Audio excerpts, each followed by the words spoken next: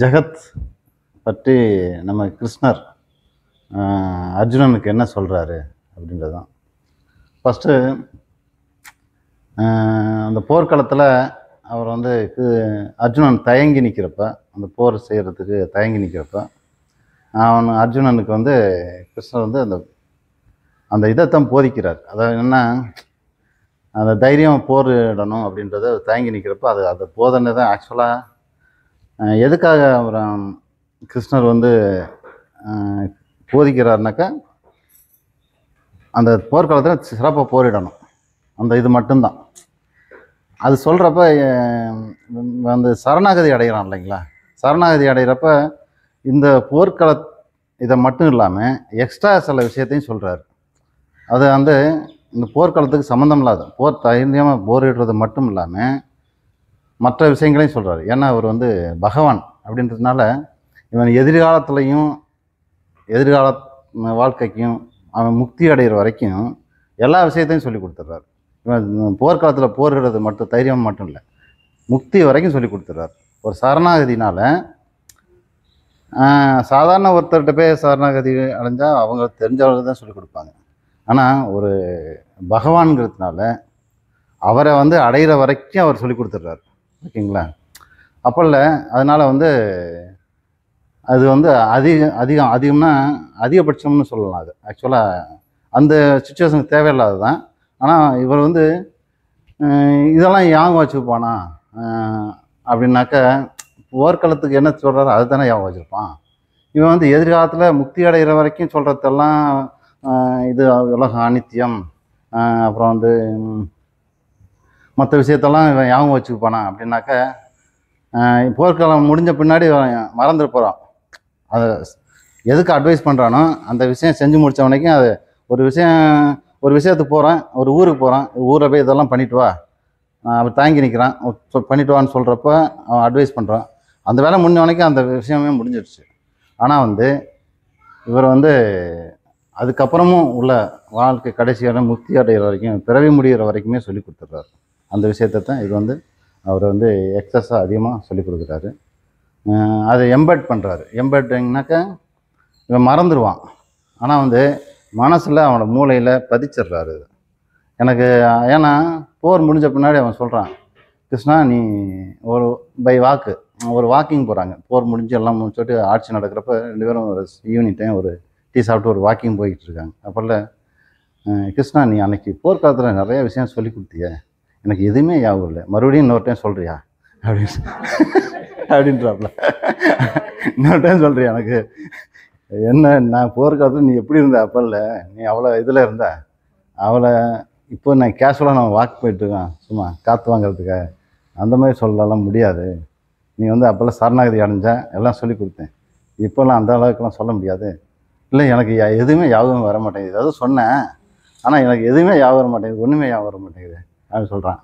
அப்போல்ல உனக்கு அந்தந்த காலத்தில் அந்தந்த நேரத்தில் உனக்கு மனசில் பதிச்சு வச்சுட்டேன், அந்தந்த நேரத்தில் உனக்கு ஞாபகம் வரும், இப்போ உனக்கு ஞாபகம் வராது அப்படின்னு சொல்கிறாரு. அப்போல்லாம் வந்து சரி சரி கிருஷ்ணா நீ சொன்னதை நான் ஏற்றுக்கிறேன் அப்படின்ட்டு விட்டுட்டார். அப்புறம் ஒரு காலத்தில் கிருஷ்ணர்லாம் இறந்துடுறார்.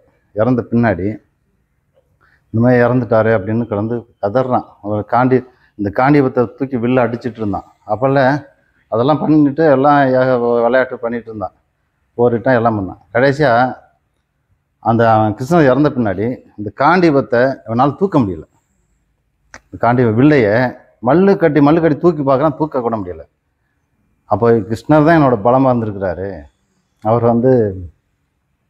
போன வரைக்கும் எனக்கு பலம் போச்சு, எல்லாமே போச்சு, இது வந்து நான் என்ன பண்ணுறதுன்னு கடந்து ஒப்பாரி வச்சு அழுகிறான். அதனால் முடியலை, நான் என்னோடய பலம் கிடையாது, நான் இது என்னோடய பலம் தான் நினச்சிக்கிட்டு நான் எவ்வளோ இதில் இருந்தேன், நான் எல்லா பலமும் என்னோட தான் அப்படின்னு நினச்சிட்டு இருந்தேன். ஒரு கிருஷ்ணர்னு ஒருத்தர் கூட இருந்தார், அவர் போயிட்டார். இப்போ என்னால் ஒரு காண்டிபத்தை தூக்கி ஒரு வில்லு கூட ஒரு டைம் கூட என்னால் அடிக்க முடியலையே அப்படின்னா அப்படியே ஒப்பாரி வச்சு அழுகிறாரு. அப்படியே போயிட்டு இருக்குது. அப்புறம் பார்த்து கொஞ்சம் கொஞ்சமாக அவனுக்கு ஞாபகம் வருது, தன்னோட பலம் எதுவுமே கிடையாது, எல்லாமே இறைவனோட பலம்தான், அந்த பலத்தில் நான் வாழ்ந்துருக்கிறேன், இது எனக்கு தெரியாமல் போச்சு, நான் என்னோடய பெருமையும் பெரிதத்தையும் பீத்திக்கிட்டு தெரிஞ்சிருக்கிறேன், எனக்கு எதுவுமே இல்லை அப்படின்ட்டு அதுக்கப்புறம் தான் அது தெரிஞ்சு கொஞ்சம் கொஞ்சமாக அப்போ சொல்கிறதெல்லாம் ஞாபகம் வருது. இந்த விஷயத்தெல்லாம் இந்த உலகத்தை பற்றியும் இந்த ஞானத்தை பற்றியும் சொன்னால் யாகம் வந்து அப்படியே நிதித்தியாசனம் வந்துகிட்டே இருக்குது அவனுக்கு. அப்படியே இருந்தாலும் அப்படியே அவன் முக்தி அடைஞ்சிடுறாரு. அதுதான் அந்த கிருஷ்ணனோட கடைசி வாழ்க்கை. ஓகே, கிருஷ்ணனுக்கு அர்ஜுனனோட கடைசி இது. ஓகேங்களா? அப்போல்லாம் அதனால் கொஞ்சம் அதிகம்னு சொல்லியிருக்கிறாருன்னா கூட இந்த பகவத்கீதையில் எல்லாமே சொல்லியிருக்கிறாரு. உள்ளே அப்படியே எம்பெட் பண்ணி பொதிச்சு நிறைய விஷயத்தை வச்சுருக்கிறாரு. அது வந்து அவர் என்னென்னா ஜகத்தை பற்றி அவர் என்ன சொல்கிறாருனாக்கா, அசைவன அசையாதன சேதன அசேதன கலப்பாலான ஜெகத் சேத்திரங்களால் ஆனது. அப்படின்னாக்க இங்கே அசைகிறது இருக்குது, கல் மண் இதெல்லாம் அசையாமையும் இருக்குது. சேதன அசேதன அப்படின்னாக்கா சேதனம்ங்கிறது வந்து உயிர்னாக்க உயிர் ஆத்மா தான். அது ஆத்மானா இறைவனோட இது. அதான் அறிவு இருக்கும். அறிவற்றது அசேதனங்கள். ரெண்டும் கலப்பால் ஆனது ஜெகத் சேத்திரங்களும் ஆனதுன்னு சேர்த்துனா இதுக்கும் சேதன அசேதனத்தில் சேத்திரங்கள். இது வந்து சேத்ரஜ்யன்கிறது வந்து இறைவன் கூட சொல்லலாம், பிரம்மம்னு சொல்லலாம், என்ன வேணாலும் சொல்லலாம். இந்த இதில் உண்டானது இது எப்படி கலக்குது, எப்படி வந்து இதுக்கு ஒரு ஜடப்பொருள் எப்படி அறிவாகுது. நம்மெல்லாம் உடம்பெல்லாம் உடம்பெல்லாம் ஜடம்தான். ஆனால் வந்து எப்படி வந்து ஒரு அசையுது. இப்போ உடம்பு இறந்துருச்சுன்னா பேசாமல் கிடக்குது, அங்கே ஏதோ ஒன்று காணாமல் போயிடுச்சு, அது இருக்குது. அதனால் வந்து எப்படி வந்து இது ஜாயிண்ட் ஆகி உண்டாகுது அப்படின்றத வந்து அதில் சொல்கிறாரு. இது வந்து பரா அபரா சம்பந்தம் சம்யோகம். அதாவது இன்னொன்று சொல்கிறேன், மாயா. இப்போ வந்து ஃபஸ்ட்டு வந்து ஜகத் வந்து படைக்கப்படவில்லை அப்படின்றது எல்லாருக்கும் அது நல்லாவே தெரியும். அதில் வந்து படைக்கப்படவில்லை. இந்த பரா அபரா சம்பந்தம் வந்து இந்த சம்யோகத்தினால அது உண்டாயிருக்குது. சம்யோகங்கிறது வந்து சம்யோகம்ங்கிறது வந்து என்னன்னாக்கா, ஒரு பொருள் வந்து ஒரு பார்க்குறதுக்கு மட்டும் இது சேர்ந்தா இருக்கும் இல்லைன்னா இதாகுது. அந்த சேர்ந்த கலப்பை மாதிரி கலந்து இருக்குது. அதனால் வந்து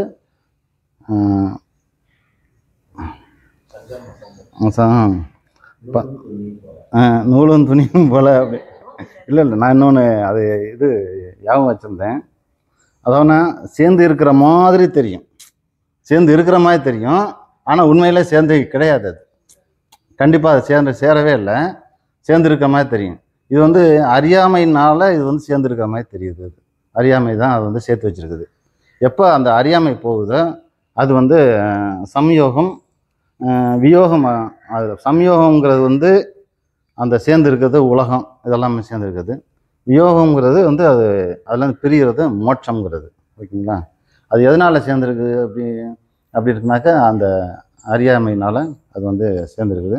எப்பப்பெல்லாம் இது இருக்குதோ இந்த அறியாமையினால் எப்பப்போ அறிய ஆரம்பிக்கிறோமோ அப்பல்ல தான் அந்த மோட்சம் வரும். அது வரைக்கும் உலகம் பிறவியாக வந்துகிட்டே இருக்கும். அது வந்து எண்டே கிடையாது. அதுக்கு எப்போ இதை அறிகிறோமோ, அது சேர்ந்துருக்கிறது அப்படின்றது என்னைக்கு அறிகிறோமோ அன்றைக்கி தான் வந்து மோட்சம் கிடைக்கும். அது வரைக்கும் இதுக்கு என்ன காரணம்னா, நான் இருக்கிறேன் அப்படின்ற வந்து காரண சரீரம். அது வந்து அனாதி, அது ஆரம்பம் இல்லாதது, அனாதினால் அது வந்து ஆரம்பமே இல்லாமல் அது வந்து உண்டாயிடுச்சு. அது வந்து நம்ம காரண சரீரம் இருக்கிறதுனால, காரண சரீரம் இருக்கிற வரைக்கும் இந்த உலகம் தோன்றி வந்துக்கிட்டு மறைஞ்சிக்கிட்டே இருந்துகிட்டே இருக்கும். இது வந்து காரண சரீரம். இப்போ ஒரு சொன்னார் இல்லைங்களா, ஒரு ஸ்ட்ராங்கான ஒரு பியர் ஸ்டாண்டு அது மாதிரி இருந்துகிட்ருக்குது. அதில் கட்டி போட்ட இது மாதிரி நம்ம இருக்கிறோம். அது என்றைக்குமே அது வந்து அது இருக்கிற வரைக்கும் நம்ம வந்து இந்த உலகம் நம்மக்கிட்ட வந்து ஒரு இன்பத்தை கொடுத்துற மாதிரி காட்டி அது வந்து காட்டிக்கிட்டே இருந்துகிட்டே இருக்கும், வாழ்ந்துகிட்டே இருக்கும். நான் மனிதன், நான் ஜீவன், நான் ஜீவன் ஜீவன்ட்டு அதில் வந்து நம்ம மோட்சத்தை தேடி இன்பத்தை தேடி அது போயிட்டே இருக்கிறோம். அது ஒரு என்னைக்கு நான் இந்த உடம்பல்ல என்ன உணர்றோமோ அன்னைக்கு வந்து அது இதாகுது. அது அன்னைக்கு வந்து மோட்சம் கிடைக்குது. உடம்பு ஏன் இது உலகம் எப்படின்னாக்கா இந்த கயிறு பாம்பு மாதிரி உண்மையில் தோன்ற கிடையாது. அந்த ஜகத்து அது வந்து தோற்றம் மாதிரி காட்சி அளிக்குது. இந்த கயிறு பாம்பு தோன்றும் அந்த இது தெரிஞ்சிருக்கும் உங்களுக்கு ஏற்கனவே ஜகத்தை பற்றி. இந்த கயிறு பாம்பு பற்றி உங்களுக்கு தெரிஞ்சிருக்கும். அந்த ஆனால் வந்து ஏன் இது நிஜமாகவே இருக்கிற மாதிரி தெரியுதுன்னாக்கா அது மாயாவினால் மாயா வந்து நம்மளால் அறியவே முடியாதுன்னு அவர் இதில் சொல்லிடுறாரு.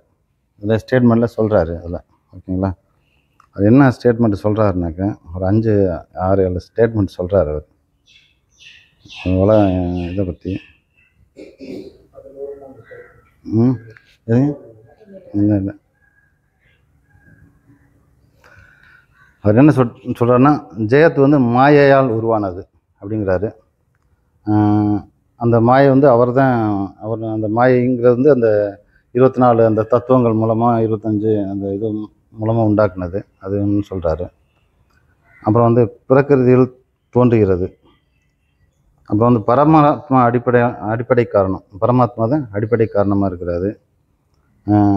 ஜெகத் முழுதும் பரமாத்மா பரவி இருக்கிறார், அது பரமாத்மாவாகவே இருக்கிறார். இப்போ ஜீவர்கள் எந்திரமாக இயக்கப்படுகிறார்கள்.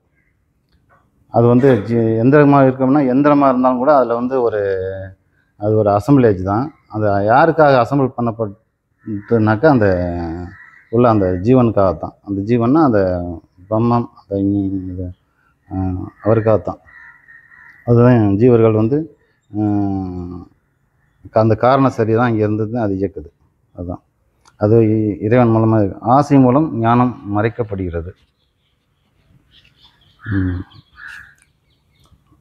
அந்த ஞானம் வந்து ஞானம்னாக்கா என்னன்னாக்கா அந்த நம்ம வந்து இயக்கப்படுறோம். நம்மளோட அறியாமை வந்து ஆசையை வந்து மறைச்சிக்கிட்டே இருக்குது, நம்ம அறியாமையை. அதனால் வந்து தொடர்ந்து நம்ம வந்து உடல் எடுத்து நம்ம இது பண்ணிட்டோம். ஜெகத் வந்து ரொம்ப ரியலிஸ்டிக்காக தெரிஞ்சிட்ருக்குது. தொடர்ந்த பட்டுதல் மூலம் நமக்கு வந்து அந்த மோகம் ஆகுறதுனால அந்த இது வந்து ஜெகத் தெரியுது. இதெல்லாம் கிருஷ்ணரோட ஸ்டேட்மெண்ட் தான். ஜெகத் வந்து தோன்றும் அழியும் சுழல்கிறது. இப்போ தொடர்ந்து மாறுதல் ஆகிட்டே இருக்குது ஜெகத். இன்னும் ஒவ்வொரு செகண்டும் மாறுதல் ஆகிட்டே இருக்குது, தோன்றுது, மறையுது, பரிணமிக்குது, அழியுது, தொடர்ந்து நடத்தப்படுது. மாறுதல்னால தான் நடத்தப்படுது. அதில் வந்து ஏன் அது நிலை இல்லாமல் இருக்குது. நிலை இல்லாமல் இருக்குனாக்கா அது அதோட தன்மையே அப்படித்தான். அது தோன்றும், ஒரு குறிப்பிட்ட காலத்துக்கு நிலை நிற்கிறதும் கிடையாது. அது வந்து கொஞ்சம் சேஞ்சஸ் இருந்தால் தான் அது வந்து இருக்குதுன்னு நம்ம காட்ட முடியும். அப்படியே நிலை நிற்குதுனாக்கா அது வந்து இப்போ எதாக இருந்தாலும் கூட கொஞ்சம் கொஞ்சமாக சேஞ்சஸ் ஆகிட்டே இருக்கும். எல்லாமே சேஞ்சஸ் ஆகாதது எதுவுமே கிடையாது. அதுதான் ஜெகத். எந்த நேரமும் எந்த செகண்டும் சேஞ்சஸ் ஆகிட்டே இருக்குது. அது மூலமாக வந்து அது இயக்கப்படுது. சேஞ்சஸ்னால அது இயங்கிக்கிட்டு இருக்குது, அது நடந்துகிட்ருக்குது. அதில் வந்து நித்திய வஸ்துங்கிறது அதில் ஒன்றுமே கிடையாது. ஜெகத்தோட உண்மை தன்மை வந்து அது நித்தியம் இல்லாதது. அது வந்து பார்க்குறதுக்கு அது அப்படி இருக்குது. ஆனால் மைனூட்டான சேஞ்சஸ் அது வந்து அழிவை நோக்கி போயிட்டே இருக்குதுன்னு தான் அர்த்தம் அதுக்கு வந்து. அல்லது இன்னொரு அழிவு மூலமாக இன்னொரு உற்பத்தியை நோக்கியும் போகுது. சேஞ்சஸ் வந்து ஒரு பொருள் கொஞ்சம் கொஞ்சமாக சேஞ்ச் ஆகி இன்னொரு பொருளாக மாறுது. மறுபடியும் இப்போ வந்து அப்படி மாறிக்கிட்டே தான் இருக்குது. எந்த நேரமும் அது நடந்துகிட்டே இருக்குது. பார்க்குறதுக்கு நித்தியமாக தெரியுது, ஆனால் வந்து அது நித்தியம் கிடையாது என்றைக்குமே. அது மாயா. அதை வந்து எந்த பொருளுமே நித்தியமாக ஒரு சேஞ்சஸ் ஆகுதுனாக்கா அது வந்து அந்த அநித்தியமாக இருக்குனால அது வந்து நிலை இல்லாதது. அது வந்து மாயா அல்லது இல்லாததுன்னு தான் அர்த்தம். முக்காலமும் இல்லாமல் ஏதோ ஒரு காலம் தோன்றி ஏதோ ஒரு காலம் அழிஞ்ச போகிற எல்லாமே வந்து அது எல்லாமே வந்து அனித்தியம், மித்தியான்னு சொல்லக்கூடிய மாயா மித்தியா தான் அது. ஓகேங்களா? அந்த மாதிரி போகுது. அதனால் வந்து ஏன் அழியுது, அழியாமல் இருந்தால் என்னன்னாக்கா ஏன் மாறுது, மாறாமல் இருந்தால் என்னென்னா, மாறலைன்னா நீங்கள் எதையுமே உணரவே முடியாது. எதையுமே அறியவோ பார்க்கணுன்னாக்கா அந்த பொருள் வந்து என் கண்ணுக்குள்ளே மாதிரி ஏதோ ஒரு மாறி மாறி உள்ளே போய் அது ஒரு சேஞ்சஸ் எல்லாம் அனுபவிக்கிறோம், அது பண்ணுறோம். எந்த சேஞ்சஸ் இல்லைனாக்கா எந்த பொருளுமே எங்கேயுமே அது நடக்காம அப்படியே இருக்கும். உலகமே இயங்குறது இருக்கிறத நம்ம அறியவே முடியாது. அதனால் கொஞ்சமாக எல்லா நேரமும் எல்லா சேஞ்சஸ் நடந்துகிட்டே இருந்தால் தான் உலகத்தை இருக்கிறதையும் அறிய முடியும், அதை அனுபவிக்க முடியும், ஜீவன்கள்லாம் வாழ முடியும், என்ஜாய் பண்ண முடியும். அடுத்தடுத்த பிரிவுகளில் அடுத்தடுத்த இது பண்ண முடியும். கர்ம பாவ புண்ணியம்லாம் செயலாகும். பல லோகங்களில் அப்படியே டிரான்ஸ்ஃபர் ஆகி போயிட்டு வந்துட்டு அப்படி நடந்துகிட்டே இருக்குது. இது வந்து அது அநித்தியமாக இருக்கிறதுனால இந்த செயல்கள்லாம் நடக்குது. நித்தியம் இப்போ ஒருத்தன் சாகவே இல்லை, ஒருத்தன் ஒரு ஜீவன் வந்து சாகவே இல்லைனாக்கா, ஒரு பிறந்துட்டான் அப்படின்னாக்கா, அது வந்து மறுபடியும் எப்படி அவனோட குறிக்கோளை அந்த ஜீவனோட ஆசையெல்லாம் அடுத்த ஏன்னா ஒரு குறிப்பிட்ட இதில் அந்த அவனோட பிறந்து வந்த ஒரு கேரக்டரை எடுத்துக்கிறான். ஒரு ஒரு பஸ் டிரைவரை கேரக்டர் எடுத்துக்கிறான்னாக்கா, அந்த பஸ் டிரைவரை வாழ்ந்து முடித்த மணிக்கு அவன் போதும் ஆயிரும். ரிட்டையர் ஆகிறப்பவே என்னடா அது அப்படின்னு சலிச்சு போயிடுவான். அதுக்கப்புறம் 1000 வருஷம் பஸ் ஓட்டினானா வந்து எப்படா இந்த இதை விட்டு போகும்னு தான் நான் நினைப்பான். லட்சம் வருஷம் ஓட்ட முடியுமா அவனால்? முடியாது. அது மாறவும் மாட்டான். அதுக்கு வந்து அவனோட கேரக்டர் அறிவு எல்லாமே அதுக்கு தகுந்த மாதிரி தான் இருக்கும். அந்த கேரக்டர் தகுந்த மாதிரி. அதனால் வந்து அவன் குறிப்பிட்ட இதில் போதும் அப்படின்னு முடிவு பண்ணிடுவான். அவன் முடிவு பண்ணாமல் இருக்கிறான்னாக்கா அது காலம் வந்து அவன் முடிவு பண்ண வச்சிருது. அது இது பண்ணிட்டு அப்புறம் வந்து அது போயிடுறான். அடுத்த பிறவியில் வேறு ஏதாச்சும் வேறு ஒரு ட்ரெயின் டிரைவராகவோ அல்லது வேறு ஏதாச்சும் ஒரு இதில் வருவான். அப்போல்லாம் அதுக்கு அவன் பிடிக்கும். ஏன்னா ஃபஸ்ட் டிரைவராக இருக்கும்போதே வந்து ட்ரெயின் டிரைவர் நல்ல வேலை அப்படின்னு நினப்பான், ஆசைப்பட்டுருவான். அல்லது ஃப்ளைட்டு ஓடணும்னு ஆசைப்படுவான். அதனால் வந்து இப்போ நம்ம ஒரு ஹோட்டலுக்கு போகிறோம், நம்ம போகிறப்பவே அங்கே அந்த ஹோட்டலில் நல்லா புரோட்டா நல்லா இருக்கும் அப்படின்ட்டு போகிறோம்னு வச்சுக்கோங்க. ஏதோ சைவ ஹோட்டல் ஓகேங்களா, சைவ ஹோட்டலில் புரோட்டா நல்லா இருக்காது, இருந்தாலும் நல்லா இருக்குன்னு நம்ம போவோம்.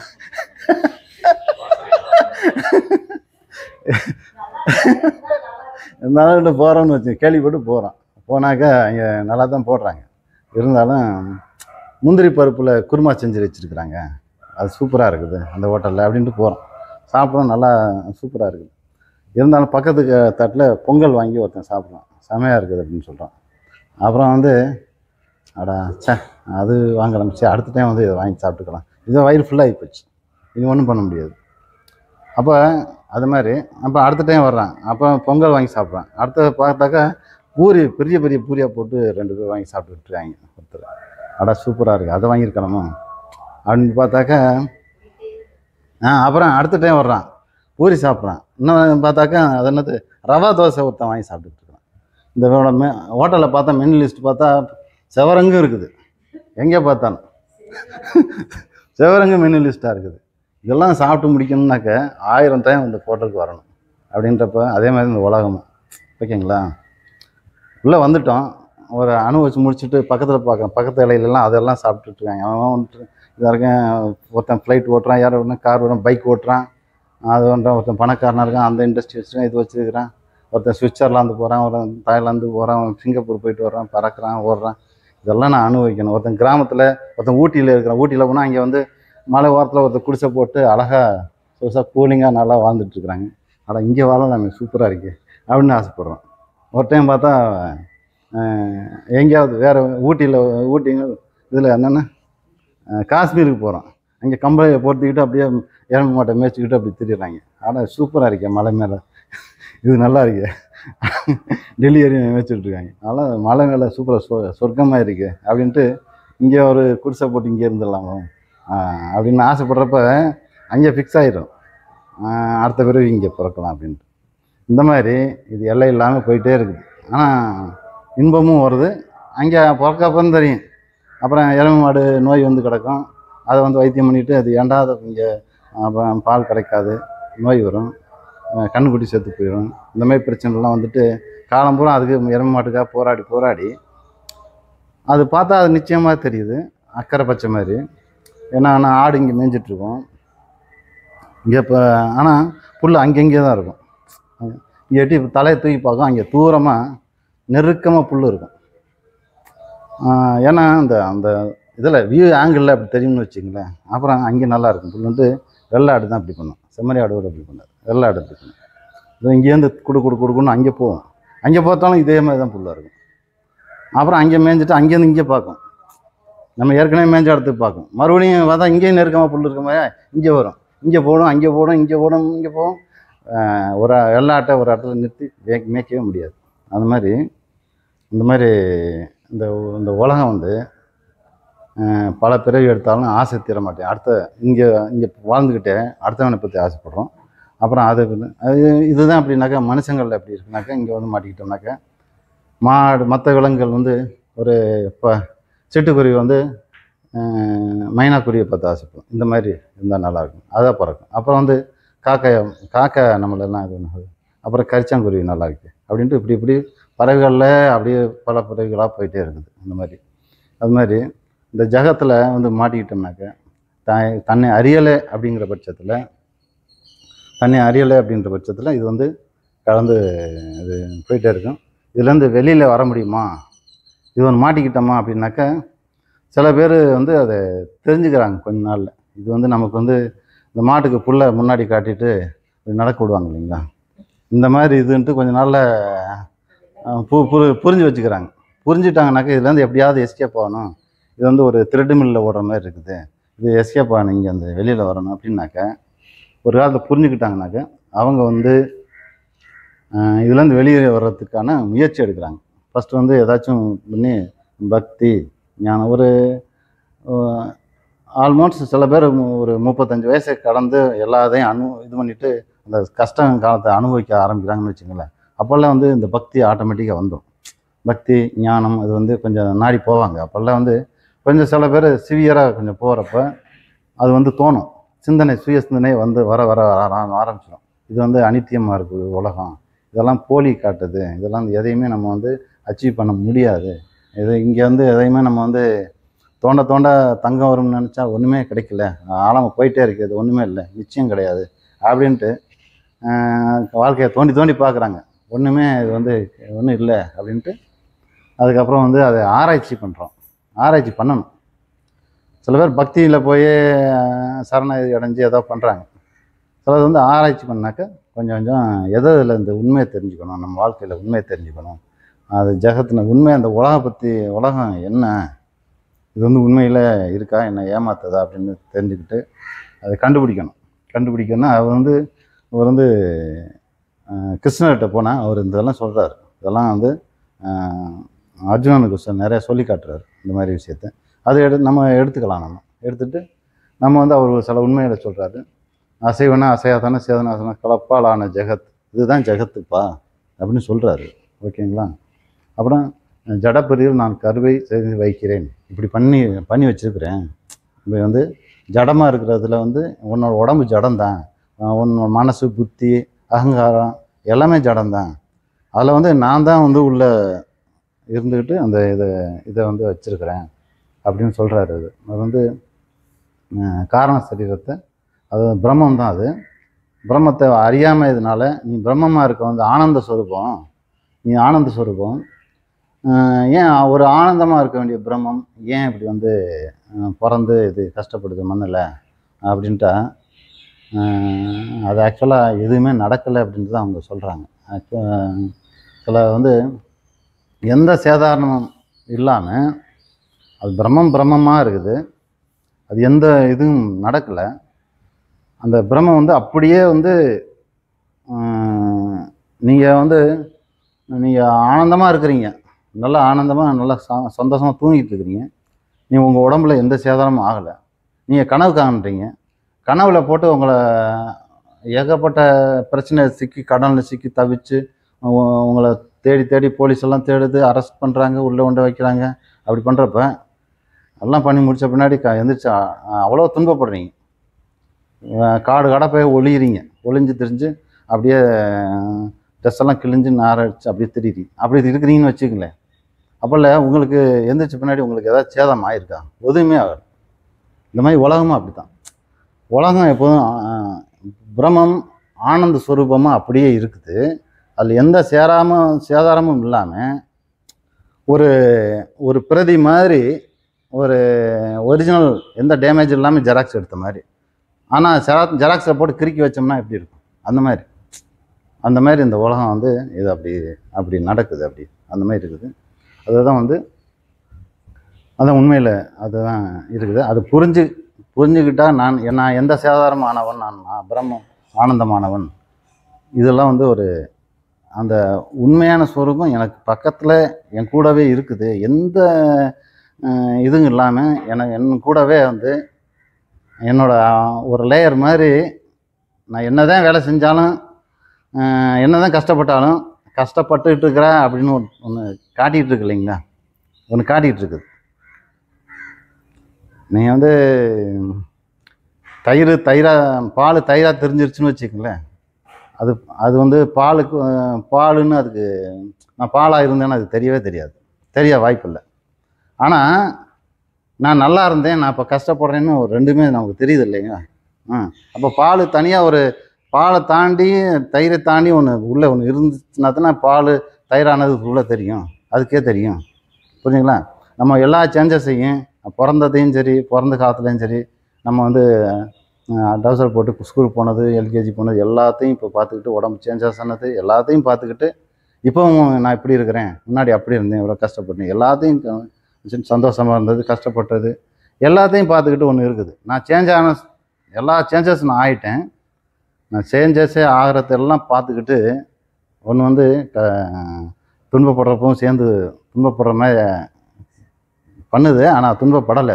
அது நமக்கு தெரியலை. அது துன்பப்படலை. அது எதுவுமே இல்லாமல் அப்படி ஒரு லேயராக அப்படியே இருந்துகிட்ருக்கு. சீல்டில் ஒரு ஸ்க்ரீன் மாதிரி. ஸ்க்ரீனில் என்னென்ன துன்பமான படத்தெல்லாம் வரைகிறோம் போகிறோம். அப்புறம் பார்த்தா அந்த ஸ்க்ரீன் வந்து எல்லாத்தையும் வந்து பார்த்துட்டு எனக்கு என்ன அப்படின்ட்டு இருக்குது. ஓகேங்களா? எனக்கு சும்மா இருக்குது அது சும்மா இருந்துகிட்ருக்குது. அந்த மாதிரி அது என்ன அதுதான் கஷ்டப்படுதா? எதுவும் இல்லை. அது மாதிரி ஒரு சும்மா நமக்குள்ளே ஒரு சும்மா ஒன்று இருக்குது. ஓகேங்களா? அதுதான் நம்ம உண்மையில் சும்மா இருக்கதான் நம்ம அதை செஞ்சுட்டு அது பண்ணிவிட்டு அதெல்லாம் பண்ணிட்டு கஷ்டப்பட்டுக்கிட்டு ஒன்று இருப்போம். அது வந்து அது நம்மளோட ஒரு அகங்காரம்னு சொல்லலாம். ஓகேங்களா? அதுதான் இந்த உலகத்தை இது பண்ணிகிட்ருக்கு. இந்த உடம்பு இல்லாமல் அது இருக்கும். எல்லா உலகத்துலேயும் அது இருக்கும். அதை நம்ம அடையாளம் கண்டுபிடிச்சிட்டு அதை ஆராய்ச்சி பண்ணி அவர் வந்து என்ன சொல்கிறாருன்னா, கிருஷ்ணர் வந்து என்ன சரணடைஞ்சிரு, இந்த மாயாவை உனக்கு காட்டித்தரேன் அப்படிங்கிறாரு. அது என்னை அப்படிங்கிறத விட குரு அப்படின்னு சொல்லலாம். குருவை சரணடைஞ்சு அவர் வந்து காட்டி கொடுப்பார் நம்ம மாயாவை. அவர் வந்து ஞானத்தை கொடுப்பார். அதுதான் சொல்கிறாரு. என்ன சரணடைஞ்சிருனாக்க அவன் அர்ஜுனன் வந்து அவன் குருவை ஏற்றுக்கிட்டான், அவன் சரணடைஞ்சு அப்படின்னு சொல்லலாம். குருஜி அது வேறு மாதிரி சொல்லுவார். இருந்தாலும் நமக்கு தெரிஞ்சதை நம்ம சொல்லலாம். சரணடைஞ்சிரு, நான் மாயாவை காட்டி கொடுக்குறேன், உன்னை காட்டி கொடுக்குறேன், நீ உடம்புக்கு வேறானவன்னு நான் காட்டி கொடுக்குறேன், நீ வந்து அதில் கஷ்டம் இல்லை, நீ எதை வேணாலும் செய், நீ போரிடு எல்லாம் பண்ணு, ஆனால் வந்து நீ அதை வந்து அந்த கில்ட்டி உனக்கு இருக்காது, அது கஷ்டப்படும் உனக்கு, அதுலேருந்து எந்த கஷ்டமும் உனக்கு கிடையாது அப்படின்னு அவர் நீ இன்பகரமானவன் அப்படின்னு அவர் சொல்கிறாரு. ஓகேங்களா? அதான் சொல்கிறேன். இப்போ வந்து நான் இல்லை, நான் இவருக்கு டைம் கொடுக்கணுங்களா? அதுக்காக அதான்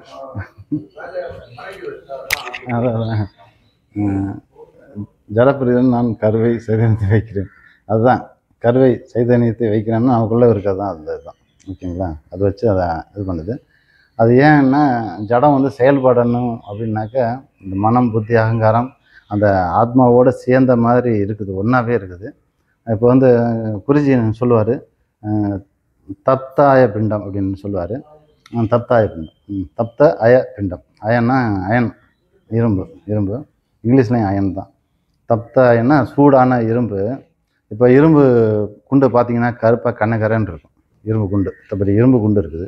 இந்த ஷார்ட் போட்டு இது விளையாடுவாங்க இல்லைங்களா, அந்த மாதிரி இரும்பு குண்டு நினச்சிக்கங்க. அதனால் பால் குண்டு எறிதல் போட்டியில் குண்டு வச்சுருப்பாங்க இல்லைங்களா, அந்த மாதிரி குண்டை நினச்சிக்கேன். அது கருப்பாக கனகரண்டு அப்படியே குண்டாக இருக்கும். அது வந்து பல்ப் மாதிரி மாற்ற முடியுமா யாராவது? முடியவே முடியாது. அதுலேருந்து ஒளி கொடுக்க வைக்க முடியுமா? முடியாது.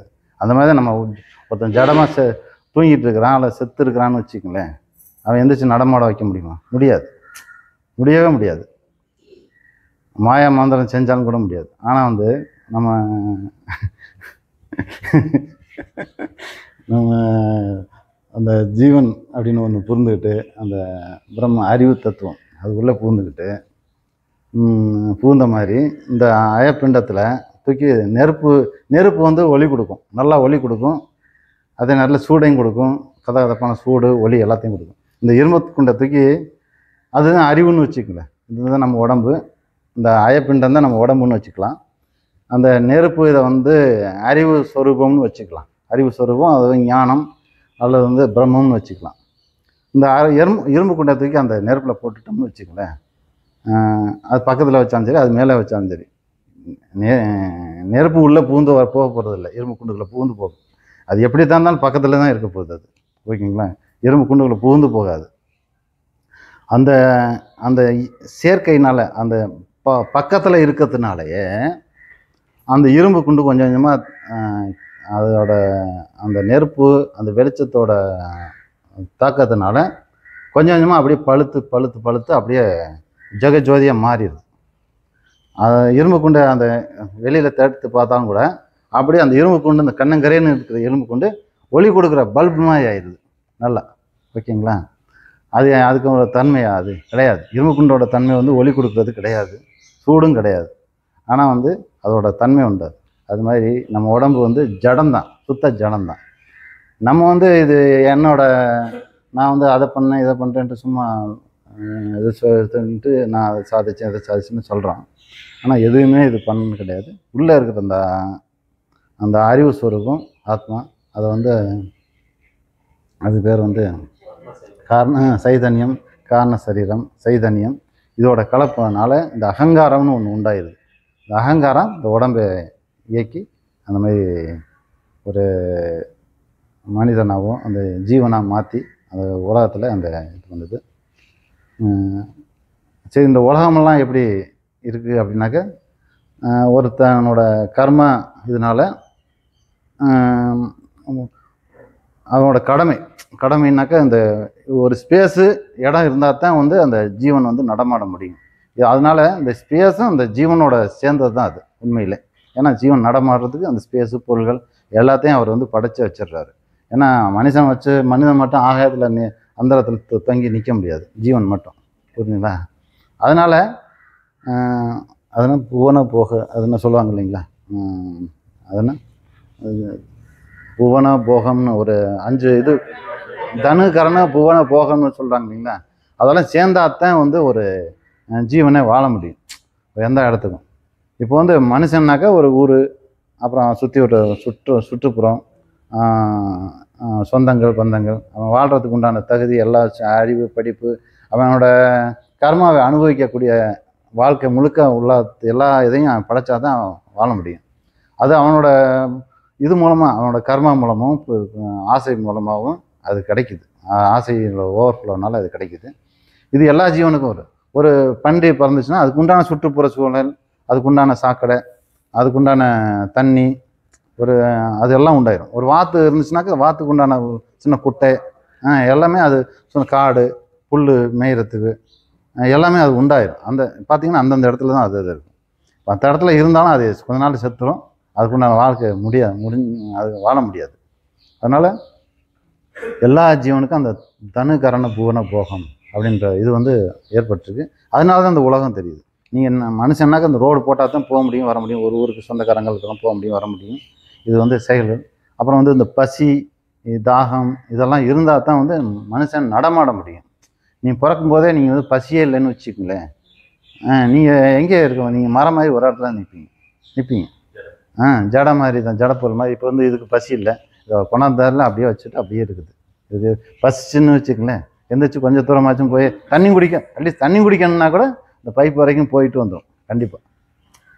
அப்போ வந்து அதனால் வந்து இந்த பசி தாகம் இதெல்லாம் வந்து இருந்தால் மட்டும்தான் வந்து எல்லாத்துக்கும் இருக்கும். ஏன் இல்லைன்னா நான் நல்லா இருப்பேனே அப்படின்னாக்க, நான் நல்லா இருப்பேன்னா நான் ஜடமாக ஆயிடுவேன், அவ்வளோதான் ஆகும். ஒரு தேவைங்கிறது அது உண்டாக்கப்படுகிறது எல்லாமே. இது ஜகத்தோட அது நியதி தான் எல்லாத்துக்குமே. எல்லாருக்கும் ஒரு தேவை, ஆசையும் உண்டாக்கப்படுது, தேவையும் உண்டாக்கப்படுது. அதனால தான் உலகம் இயங்கும். இல்லைனாக்கா இயங்காது. ஒரு அன்பு, ஒரு பாசம், ஈர்ப்பு, அப்புறம் வந்து சில பசி, தாகம், இனப்பெருக்கம், அந்த ஒரு சேஃப்டி, அதெல்லாம் வந்து அது ஒருத்தனுக்கு தேவை. இல்லைன்னா அடித்து பிடுங்கிடுவாங்க. அதாவது என்னென்னா, ஜீவனுக்கு 5 புலன்களையும் கொடுத்து, 5 புலன்களையும் மனம், புத்தி, அகங்காரம், அறிவு எல்லாம். அகங்காரம் ஏற்கனவே இருக்குது. அகங்காரம்னா காரண சரீரத்தில் இருக்குது. அவனுக்கு ஒருத்தன் தூக்கி அவன் மண்டைக்குள்ள அதை அந்த 5 புலன்கள் எல்லாத்தையும் கொடுத்து தூக்கி போட்டுடுறாரு. ஒரு இடத்துல ஒரு அந்த புவனத்தில் கொண்டாந்து போட்டு விட்டுறாங்க, அவனுக்கு சூட்டான இடத்துல. அவன் வந்து நான் சாமி நான் என்ன பண்ணுறது, இங்கே கொண்டாந்து போட்டிங்களே அப்படின்னாக்கா, இங்கே உண்டு, இங்கே வாழ்ந்து இதை மெயின்டைன் நான் எப்படி இதை மெயின்டைன் பண்ணுறேன்? 5 புலன்களை நான் எப்படி மெயின்டைன் பண்ணுறது? ஆசையெல்லாம் நான் எப்படி மெயின்டைன் பண்ணுறேன்னு கேட்டாக்கா, நான் உனக்குன்னு உலகம் கொடுத்துருக்கேன் இல்லையா, அது. ஆனால் என்ன மாதிரி நிறைய பேர் இருக்கிறாங்களே, மாற்றி மாற்றி உண்டு வாழ்ந்துக்குங்க, உண்டு சாப்பிட்டு மாற்றி மாற்றி சாப்பிட்டு வாழ்ந்துக்குங்க அப்படிங்கிறாரு. ஓகேங்களா? ஒருத்தனுக்கு வந்து மாற்றி மாற்றி சாப்பிட்டுக்குங்க. ஓகே, அப்படி சொல்கிறார். ஒருத்தனுக்கு ஒருத்தர் அடித்து பிடிச்சி வாழ்ந்துக்குங்க அப்படின்றார். அதனால் நம்ம புல் இதெல்லாம் ஜீவன் தான். ஓகேங்களா? சக ஜீவன்கள் தான். ஏதோ மாற்றி மாற்றி சாப்பிட்டுக்கிறோம். நம்ம வந்து புல்லை சாப்பிட்றோம். புல்லுனாக்கா புல்லுலேருந்து விளையிறது அரிசி, பருப்பு, காய்கறி எல்லாத்தையும் சாப்பிட்றோம். அப்புறம் மறுபடியும் நம்மளே ஒரு காலத்தில் புல்லாகவும் இருப்போம். ஓகேங்களா? மற்றவங்க நம்மளை சாப்பிடுவாங்க. நம்ம கோழியை சாப்பிடுவோம். கொஞ்ச நாள் கோழியாகவும் நம்ம இருப்போம். மற்றவங்க சாப்பிடுவாங்க. இப்படி மாறி மாறி மாற்றி மாற்றி சாப்பிட்டுக்குங்க அப்படின்ட்டு தான் அவர் வந்து போடுறாரு. ஓகேங்களா? மாற்றி மாற்றி சாப்பிட்டுக்குங்க அப்படின்ட்டு. அதனால் டெய்லி ஆகிட்டு அதுதான் வந்து கர்மா அப்படின்ட்டு. அதனால் வந்து டெய்லி ஆகாமல் போயிட்டே இருக்கும். டெய்லியே ஆகாது. வாழ்க்கையில் டெய்லி ஆனால் முக்தி ஆயிரும். டெய்லி ஆகாமல் போயிட்டே இருக்கிறப்போ அது வந்து பிரபஞ்சம் பெருசாகிட்டு, உயிர்களும் பெருசாகிட்டு, அது வந்து மாறி மாறி ஒரு இன்லெஸ்ஸாக போயிட்டுருக்கு. முக்தி எப்படின்னாக்கா, இதுதான் வந்து இதை கண்டுபிடிச்சிட்டாக்க, நான் வந்து இது இல்லை, நான் இதுக்கு அப்பாற்பட்ட ஆள் அப்படின்னு என்னைக்கு கண்டுபிடிக்கிறாங்கன்னா அது முக்தி. அது முக்தி தேவையா இல்லைன்னு நம்ம முடிவு பண்ணி முக்தி அடைஞ்சிக்கலாம். அவ்வளோதான். ஓகே. பிரகிருதி ஜீவாத்மா. ஜீவாத்மா ஆரம்பமற்றது, அனாதி, முக்குணமானது. அப்படின்னாக்கா இது வந்து ஏன் ஆரம்பமற்றது அப்படின்னாக்கா, எனக்கு ஆரம்பம் இருக்குது அப்படின்னாக்கா, அது ஆரம்பம் அனாதின்னு அவங்களே சொல்லிட்டாங்க. ஏன்னா என்னோடய ஆரம்பம் நமக்கே கண்டுபிடிக்க முடியாது. பிரம்மம் தான் அது இப்படி உண்டாகி இருக்குது. பல்வேறு அனுபவங்களை அது ஒரு விளையாட்டுன்னு வச்சுக்கலாம். பல்வேறு அனுபவங்களை ஒரு அன்லிமிட்டட் அனுபவங்கள், அது வேறு வேறு உருவங்களை ஜீவனாக மாறி அனுபவித்து அது ஆனந்தமாகுது. இது வந்து ஜீவன் வந்து உடனே வந்து நான் வந்து ஜீவன் அதை இது பண்ணிக்கலாம். இது வேதத்துலேயே அதுலேயும் சொல்லப்படாது, பிரமாணம் கிடையாது நான் சொல்கிறதுக்கு. ஓகேங்களா? நான் இதை உறுதியாக எடுத்துக்காங்க. இந்த மாதிரி அனுபவித்து பார்க்குது பிரம்மா அப்படின்னு சொல்கிறதுக்கு வந்து பிரமாணம் கிடையாது. ஓகேங்களா? அது வந்து அதுக்கு அப்பாற்பட்டது. நம்ம மனசு சமாதானத்துக்காக நான் சொல்கிறேன். ஓகேங்களா? அப்புறம் வந்து அனாதி அவ்வளோதான். அதோட நிறுத்திக்குது. நீ எங்கே ஆரம்பிச்சு ஜீவன் எங்கே ஒரு ஆரம்பம் இருக்கும் இல்லைங்களா? ஆரம்பம் ஏன்னா ஏன் ஆரம்பம் இல்லைனாக்கா, ஒரு இருட்டுக்கு ஏதாச்சும் ஆரம்பம் இருக்குதா அப்படின்னா கிடையாது. இருட்டுக்கு ஆரம்பம் இல்லை. ஆனால் வெளிச்சம் போட்டால் இருட்டு போயிடும். இருட்டு எத்தனை வருஷமாக இருக்குது அப்படின்னாக்கா அதுக்கு கணக்கே கிடையாது. ஆனால் வெளிச்சம் போட்டால் போச்சு. என்னைக்கு அங்கே இருட்டு போச்சு அப்படின்னாக்கா அது சொல்லலாம். எவ்வளோ நாளாக இருட்டு இருக்குதுன்னு நம்ம சொல்லவே முடியாது. இப்போ வீடு கட்டுறப்போ ஒரு இடத்துல ஒரு மூலையில் ஒரு கார்னரில் ஒரு சந்து மாதிரி ஆயிடுச்சு. அது எந்த லைட்டு போட்டாலும் அந்த இடத்துல போகவே இல்லைன்னு வச்சுங்களேன். வீடு கட்டினப்போவே அங்கே இருட்டு ஆயிடுச்சு இல்லைங்களா? என்றைக்கு கொண்டு அங்கே டார்ச் லைட் அடிச்சோமோ அன்றைக்கி இருட்டு போயிடும். ஆனால் என்றைக்குமே அது ஆரம்பம் அந்த மாதிரி. இந்த நமக்கு உண்டான இருட்டு வந்து அதுக்கு வந்து அவரை வீடு கட்டினப்போ தான் இருட்டாச்சு அப்படின்னு சொல்லலாம். ஆனால் நமக்கு வந்து இருட்டுக்கு ஆரம்பம் இல்லாதது. ஆனால் முடிவுன்னு ஒன்று இருக்குது. அது அனித்தியம், அனாதி, ஆரம்பமற்றது, அனாதி. ஆனால் அது வந்து கண்டிப்பாக அது வந்து அதுக்கு வந்து முடிவுன்னு ஒன்று இருக்குது. இப்போ வந்து இது சயின்ஸில் வந்து சயின்ஸ்லலாம் வேறு மாதிரி சொல்கிறாங்க. அது வந்து ஆக்சுவலாக இதுக்கு வந்து விதிகள் நம்ம இதில் என்ன சொல்கிறாங்க, படைத்தல், காத்தல், அழித்தல் அப்படின்னு 3 இதில் வந்து 3 பிரம்மா, விஷ்ணு, சிவன் மூணு இருக்காங்க. அவங்க தான் பிரம்மா தான் ஃபஸ்ட்டு படைக்கிறாரு. அந்த புராண வித்யா இதுபடி பிரம்மா ஃபஸ்ட்டு படைக்கிறாரு, உலகத்தை படைக்கிறாரு. அப்புறம் வந்து சிவன் காக்கிறாரு, விஷ்ணு காக்கிறாரு, சிவனை அழிக்கிறாரு. ஓகேங்களா? அந்த மாதிரி நடக்குது. அது மாதிரி சிம்பிளாக சொல்லிட்டு போயிட்டாங்க. அவங்க இது பண்ணிக்கிறாங்க. இருந்தாலும் சயின்ஸில் என்ன சொல்லப்படுறதுனாக்கா, ஒரு ஸ்பேஸு இருக்குது. ஸ்பேஸு குவாண்டம் படி துண்டு ஸ்பேஸாக இருக்குது. அதில் எல்லா விதிகளும் ஸ்பேஸ் துண்டாக இருக்குன்னு அதை மட்டும் சொல்லுது. நம்ம என்ன சொல்கிறோம்னா 33 கோடி தேவர்களும் சரி, இந்த ஸ்பேஸ் எங்குமே வந்து பிரம்மம் வந்து அப்படியே பரவி அப்படியே இருக்குது. எல்லாத்துலேயுமே ஸ்பேஸ் எங்குமே பிரம்மா வந்து ஸ்பேஸை உண்டாக்கி, பிரம்மா உண்டாக்கலை, பிரம்மம் அது வந்து மாயா மூலமாக மாயா ரூபமாக ஸ்பேஸை உண்டாக்குறாரு. அதில் வந்து ஸ்பேஸில் வந்து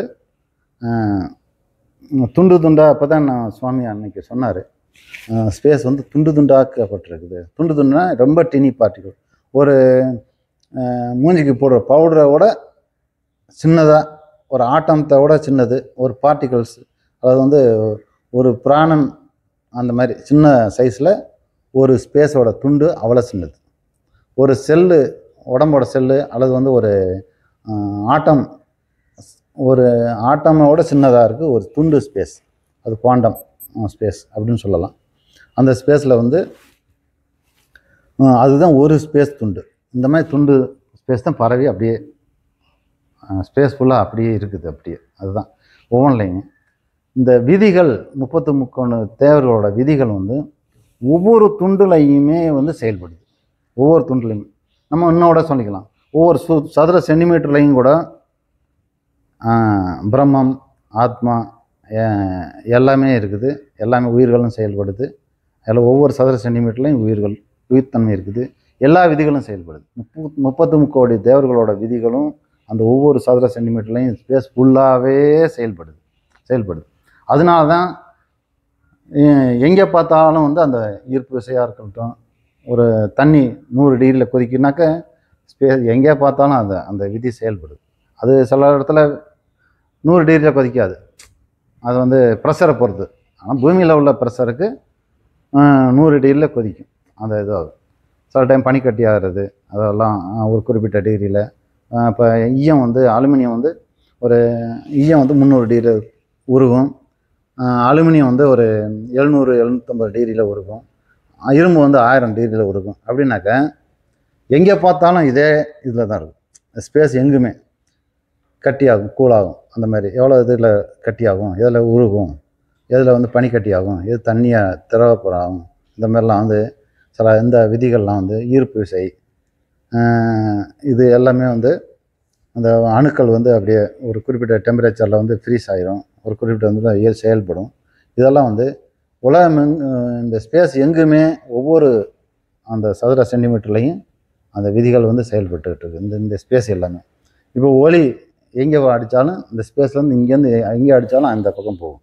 அப்போ வந்து ஸ்பேஸ் வந்து சும்மா இல்லை, எல்லாத்துலேயுமே அந்த ஒளி இங்கே வருதுனாக்கா அந்த ஒளியை கடத்தி கொண்டு சேர்க்க பொறுப்பை எடுத்து இருக்குது அந்த ஸ்பேஸ். ஓகேங்களா? சும்மா ஒளி இங்கே அடித்தா இங்கே நிற்கிறதில்ல, எங்கே இந்த ஸ்பேஸில் இந்த எண்டில் அடித்தா அந்த எண்டு இல்லை, இருந்தாலும் ஏதோ ஒரு பக்கத்தில் அடித்தா அந்த ஒளி அவ்வளோ தூரம் லேசரில் அடித்தா அது எண்ட்லெஸ்ஸாக போயிட்டுருக்கு. ஒளியாண்டு சொல்லுவாங்க இல்லைங்களா, அந்த ஆண்டு கணக்காக போயிட்டுருக்கும், அந்த ட்ராவல் பண்ணிகிட்ருக்கும். ஒரு லேசர் லைட் ஆன் பண்ணிவிட்டு ஆஃப் பண்ணிட்டாக்க அது ஒரு துண்டு ஆகும். ஒரு செகண்ட் அடித்தாக்க 300 கிலோமீட்ரு, சரி 3 லட்சம் கிலோமீட்டர் துண்டு ஒளி துண்டாகும். ஒரு செகண்டு ஆன் பண்ணிவிட்டு ஆஃப் பண்ணிட்டாக்க அந்த லேசர் துண்டு வந்து ஒரு கம்பி மாதிரி 3 லட்சம் கிலோமீட்டர் துண்டு இருக்கும். ஆஃப் பண்ணிட்டோம்னா அது அந்த துண்டு வந்து போயிட்டே இருக்கும், பார் மாதிரி. எவ்வளோ தான் போகும்னே சொல்ல முடியாது. அந்த மாதிரி ஒரு 10 மில்லி செகண்ட் அடித்தோம்னா 2 சின்ன துண்டாக இருக்கும், அது போயிட்டே இருக்கும் எண்ட்லெஸ்ஸாக. அதை கடத்தி கொண்டு போய் சேர்க்கக்கூடிய பொறுப்பு வந்து இந்த ஸ்பேஸுக்கு உண்டாயிருச்சு. அந்த எண்ட்லெஸ்ஸாக போகக்கூடிய வேலைக்கு வந்து உண்டாயிடுச்சு. இந்த பொறுப்பு ஸ்பேஸ் எடுத்துருக்கு இல்லைங்களா. அதேமாரி ஒரு 2 பொருள் இருக்குன்னா அதுக்கு ஒரு ஈர்ப்பு விசை கொடுக்க பொறுப்பு, 2 பொருள் இருந்தாலே அது ஈர்ப்பு விசை கொடுக்கக்கூடிய பொறுப்பு அது ஏற்றுருக்குது. அதே மாதிரி இந்த மாதிரி பொறுப்பெல்லாம் இருக்கிறதுனால அந்த இயக்கம் வந்து செயல்படும். எல்லா இயக்கங்களும் எல்லா இதுகளும் விதிகளும் செயல்பட்டுக்கிட்டு அதாவது வேலையை அதாவது பண்ணிட்டு நமக்கு வந்து அந்த ஜீவர்களுக்கு அந்த உலகம் வந்து இயங்குது. பூமி இப்போ சூரியனை பூமி சுற்றுது, அது இருக்குது. அணுக்கள் வந்து சில ஹைட்ரஜன் ஒரு ஆட்டம் சேர்ந்து ஹீலியம் ஆகுது, இன்னொரு ஆட்டம், அது வந்து சூரியனில் நடக்குது. அது அது வந்து ஃபஸ்ட்டு வந்து எப்படி ஜகத் உண்டாகுதுன்னு அப்படின்னு சயின்ஸ் வேணால் உங்களுக்கு வேணால் போட்டு காட்டுறேன் உங்களுக்கு. இப்போ வந்து ஸ்பேஸை நான் லிமிட் பண்ணக்கூடாது, இருந்தாலும் நான் லிமிட் பண்ணுறேன், ஓகேங்களா. இதுதான் ஸ்பேஸ்னு வச்சுக்கோங்க.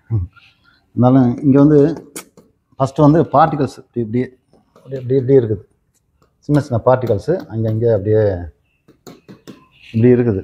இதுதான் வந்து பார்ட்டிகல்ஸ்னாக்கா ரொம்ப டினி பார்ட்டிகல்ஸ். அது வந்து இதோடு சேர்ந்தது. அந்த ஃபஸ்ட்டு ஸ்பேஸ் உண்டாக்கப்படுது, அது ஏற்கனவே இருக்குது, அது பிரம்மத்தோட அது ஸ்வரூபமாக அது இருக்குது. அதில் வந்து பார்ட்டிகல்ஸும் அது உண்டாக்கப்படுது இருக்குது. பார்ட்டிகல்ஸும் அணு இல்லை, அது அணுக்கு பேசிக், அணுவுக்கு முன்னாடி உள்ள பேசிக் பார்ட்டிகல்ஸ்.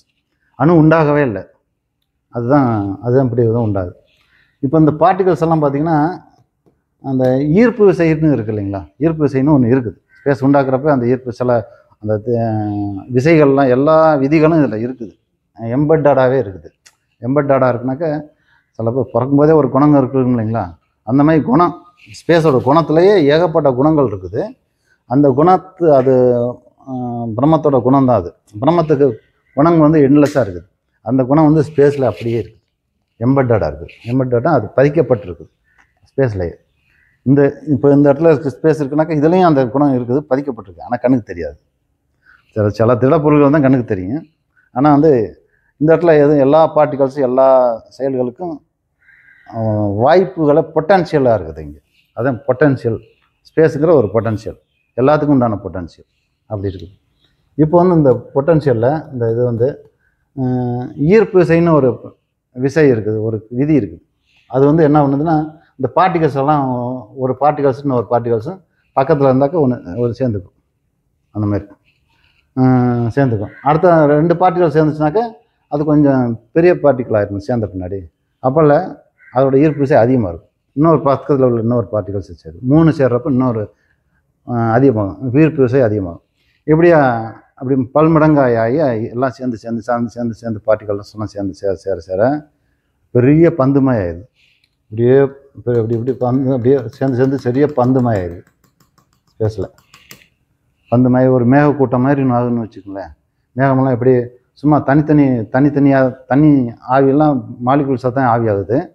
ஆனால் ஏதோ ஒரு இதில் அப்படியே ஒன்று சேர்ந்து ஒட்டிக்கிட்டு அப்படியே மேகமாக துண்டு மேகமாக பறந்து போகிறப்ப ஒரு ஒரு அப்படியே மேகம் மொத்தமாக தான் போகுது. அது காலி ஆகாயம், அப்புறம் மேகக்கூட்டம், மேகம் அப்படியே பந்து மாதிரி போகும், அப்புறம் காலி ஆகாயமாக இருக்கும். அப்படி ஒன்றும் சேர்ந்துக்குது இல்லையா. அந்த மாதிரி வந்து இந்த பார்ட்டிகல்ஸும் அப்படி சேர்ந்து ஒரு மேகக்கூட்டம் மாதிரி அப்படியே சேர்ந்து அதில் வந்து இப்படியே சேர்ந்து அது ஒரு விசை அதிகமாகி அப்படியே சென்று ஒரு அப்படியே ப்ரெஷர் ஆகி ஒரு ஃபியூஷன்னு சொல்லுவாங்க. ஃபியூஷன்னாக்கா ஒன்று அப்படியே ஜாயிண்ட் ஆகுறது. 2 பொருளை அப்படியே ஒட்டு நல்லா சேர்த்து வச்சோம்னா அப்படியே ஒட்டிக்கிற மாதிரி, அதுதான் ஃபியூஷன் சொல்கிறது, ஃபியூஸ் ஆகிறது அந்த மாதிரி. அப்போல்லாம் அது மாதிரி சேர்ந்து ஃபியூஷன் ஆகிறப்ப சில அந்த ஹைட்ரஜனுங்கிற ஆட்டம் வந்து உண்டாயிருது. ரெண்டு இது சேர்ந்து அது வந்து மேட்ச் ஆகிக்குது. இப்போ வந்து நிறைய ஆண்கள் பெண்களும் நிறைய பேர் சேர்ந்து இருக்காங்கன்னு வச்சுக்கோங்க. அப்போல்லாம் பார்த்தா திருப்புன்னு ஒரு மாதம் இருந்தாக்கா சில பேர் ஜோடி ஆயிடுவாங்க, சில டைம் அந்த மாதிரி ஆயிடுவாங்க. அந்த மாதிரி இது வந்து ஜோடி ஆயிடுது, வேறு ஒன்றும் இல்லை, ப்ளஸ் மைனஸ் வந்து ஜோடி ஆகிக்குது, ஓகேங்களா. ஜோடி ஆகிறப்ப பார்த்தா அது பேர் வந்து ஹைட்ரஜன். பேசிக்கான ஜோடி வந்து ஹைட்ரஜன். ஒரு எலக்ட்ரான் ஒரு புரோட்டான் அப்படின்ற மாதிரி சொல்லுவாங்க. அது இந்தமாரி அது பேசிக். அது வந்து ஒரு ஆட்டம் மாலிகுல். அதில் வந்து ஒரு இது இப்படி இருக்கும், இப்படி இருக்கும், இது வந்து இருக்குது. இந்த இதில் வந்து இதுதான் உலகத்தோட இந்த ஹைட்ரஜன் தான் உலகத்தோட பேசிக் பில்டிங் பிளாக் அப்படின்னு சொல்லலாம். செங்கல்னு சொல்லலாம். அந்த பெரிய பில்டிங் அதில் வந்து செங்கல்னு சொல்லலாம். பேசிக் பில்டிங் பிளாக் அது உண்டாயிருது. இந்த உண்டானவனைக்கு எல்லா ஹைட்ரஜனும் சேர்ந்து இது வந்து இது மறுபடியும் பிளாஸ்ட் ஆகுதுன்னு சொல்கிறாங்க. அல்லது பிளாஸ்ட் ஆகி மறுபடியும் ஸ்ப்ரெட் ஆனாலும் ஆகும். அல்லது அதிலே கூட சேர்ந்து மறுபடியும் கண்டினியூஸாக மேற்கொண்டு ஹைட்ரஜன் இதானவனைக்கு அதில் மறுபடியும் அந்த சுழற்சி மாதிரி உண்டாகி அது என்னென்னா அந்த ஒரு சில டைம் அந்த ஃபோர்ஸ்னால ஈர்ப்பு விசைனாலையும் ஒரு கன்ஃபியூஷனான ஒரு ஸ்டேஜில் சுழற்சி உண்டாகி அப்படியே சேர்ந்து நியூக்ளியர் ஃபியூஷன் அந்த ஹைட்ரஜனும் இதாகி நியூக்ளியர் ஃபியூஷன் உண்டாகும். அது வந்து எரியக்கூடியது. அது ஹைட்ரஜன் ஃபியூஷனில் ரெண்டு ஹைட்ரஜன் சேர்ந்துச்சுன்னு வச்சுங்களேன், அது ஹீட் ஆகி எரியக்கூடியது. எரியுதுன்னா எல்லாம் எனார்மஸ் எனர்ஜி உண்டாகும். அது மூலமாக மறுபடியும் இன்னொரு எலக்ட்ரான் இப்போ வந்து ஒரு இதில் வந்து மோதி இது வந்து நியூக்ளியர் ஃபியூஷன் உண்டாகி ஹீலியம் ஆகும். ஒரு ஹைட்ரஜன் சேர்ந்து ஒரு ஹீலியம் ஆகும். ஹீலியம் ஆகிறப்ப இதுலேருந்து வெளியில் வர்றது வந்து வெளியில் வந்து எனார்மஸான எனர்ஜியும் சரி எனர்ஜியும் உண்டாகும். ஹீலியமாக ஒரு புது ஆட்டமும் உண்டாயிரும். புரிஞ்சுங்களா?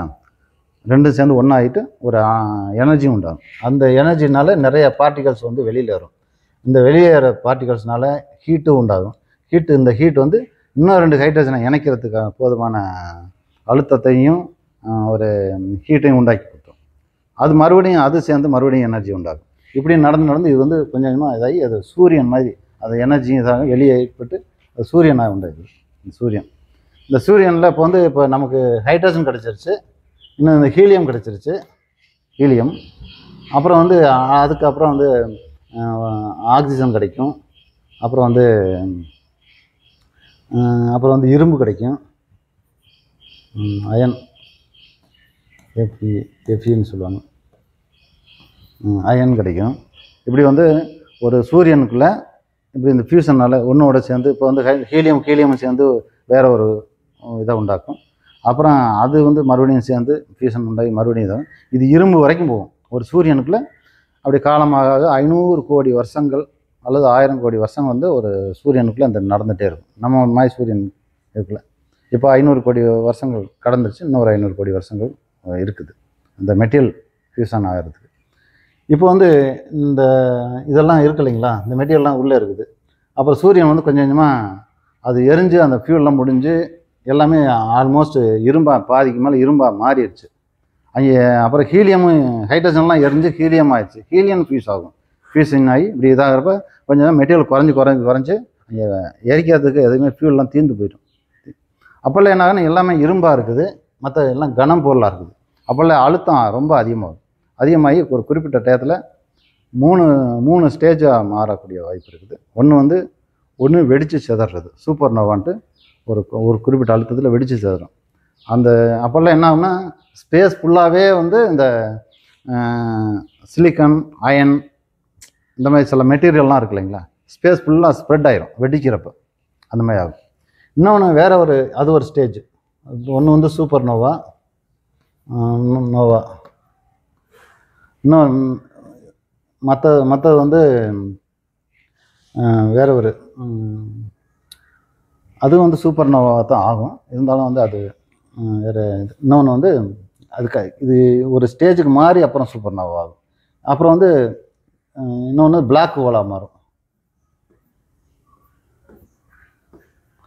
பிளாக் ஹோலாக மாறுறதுக்கு வாய்ப்பு 3 ஸ்டேஜாக மாறும். நம்ம அந்த சூப்பர் நோவாவை மட்டும் எடுத்துக்கலாம்.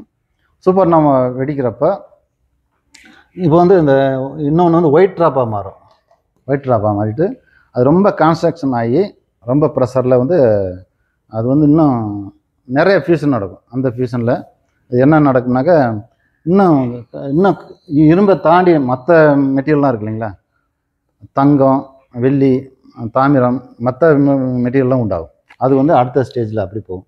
இந்த சூப்பர் நோவா ஏர்லியராக வெடிக்குது இல்லைங்களா, இது வந்து உலகத்தில் போதுமான அந்த உலகங்களை உண்டாக்குறதுக்கு தேவையான மெட்டீரியல்லாம் இங்கே உண்டாயிரும்.